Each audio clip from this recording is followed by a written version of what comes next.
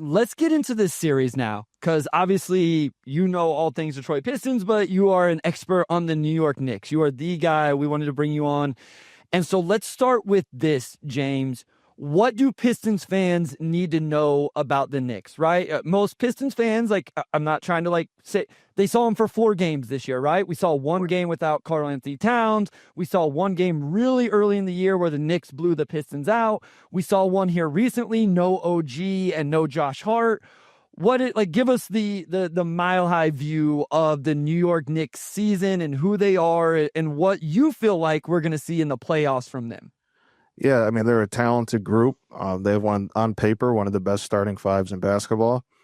Super efficient team. Jalen Brunson is that dude. He's very good. I mean, he scored 5 40-point games in the playoffs last year. He's an amazing player. Cat obviously adds a different dynamic in terms of having a stretch big. So they have talent. And I think when you get to the playoffs, the number one priority is have as much talent as possible. So they have that. Now, in terms of this team, they're a bit weird. So they're super efficient offensively, but they rank 27th in three-point attempts. They don't take a lot of threes. So that's why you see a lot of games. If you turn on the Knicks, it's like, well, why are they struggling with this team? Why are they struggling with that team? Their offenses, they play at a slow pace, one of the slowest in the NBA. They don't get a lot of threes up, and they haven't defended consistently this year. So while all the numbers kind of look like this team is really, really good, the way in which their style makes them vulnerable to some teams. And the Pistons being one of them. The Knicks have struggled this year with fast teams that defend well and have versatility. That's Detroit to a T. So boxing, they always talk about styles make fights. These are kind of the antithesis of one another. Knicks don't turn the ball over too much. Pistons turn the ball over a lot. Knicks don't defend at a high level consistently. The Pistons do. The Pistons can get up threes. The Knicks tend to not get up that many threes. So it's a fascinating fight. And I think that the thing with this Knicks team is they spent a lot of draft capital last year to acquire Mikal Bridges and then use pretty much the rest to get Karl Anthony Towns. They added another first in that. And this team was only one win better than last year, despite being healthier. They lost Brunson for a month, and Mitchell Robinson was out half the year. But if you look at games lost to players, they were healthier this year than last year. And they were never able to get to a high level at a consistent rate. You would see stuff here and there where they look really good, but then they turn around and go to overtime with the Bulls, go to overtime with the Hawks. Like, they were just very up and down.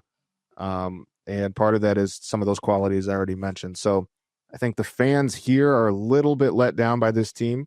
And I think a lot of that is rooted in the fact that they did not win a game against Boston and Cleveland this year. They also did not win against Oklahoma City. So a team that went out to try to be title contenders does not look in that tier. I think the Knicks are closer to the Pistons than they are the Celtics. And if you look at the win-loss column, that says that. So it's a weird team, good team, but it's a team that has a lot to figure out with not much time to do it. And I think that's the biggest concern if you're a Knicks fan is they went into the playoffs with more questions than answers. You look at just the roster makeups, obviously, K, probably have to carry one of the heaviest loads this season and, figure things out in spite of that. 26-9. Knicks have two guys that are kind of on that tier when you look at, at least from scoring and just the attention that they draw standpoint in Brunson and Karl Anthony Towns.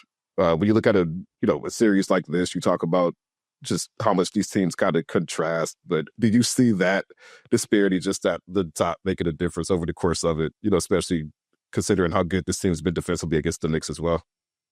Yeah, I definitely do. I think there are similarities. Like, I had this talk with Jalen a while ago. We were talking about Cade, and it's like there are similarities in their games. Like, obviously, one's a small guard, one's a big guard, but they both played it at their own pace.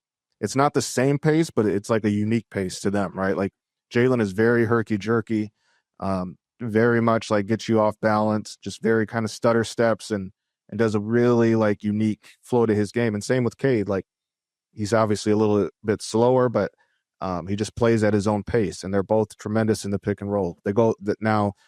What they do in after that is a little bit different, right? Like, Jalen has Cat, who should pop more than he does, and we'll see if that happens in the playoffs. Obviously has shooters all around. Cade has more rim running guys, deep paint touches, kick out to shooters. So I think that there are similarities for sure. But what I will say is the versatility that Detroit has defensively, I think gives them an edge in that department here, simply because Asar can guard Jalen Brunson and they could put him on Cat, right? The Knicks are going to have to, for as good as Jalen and Cat are as offensive players, right? Like they're going to have two players on the floor in the most meaningful minutes where teams are going to try to hunt them. Obviously, the Pistons, weirdly, for as good as they are defensively, they have like two really good defenders in their starting lineup, and then like three okay at best, right? So, but they find a way to play on a string. I think the Knicks sometimes lack communication. They can get beat off ball. There's something about how the Pistons defend as a team that I think overcomes some of the individual defensive issues that some guys have.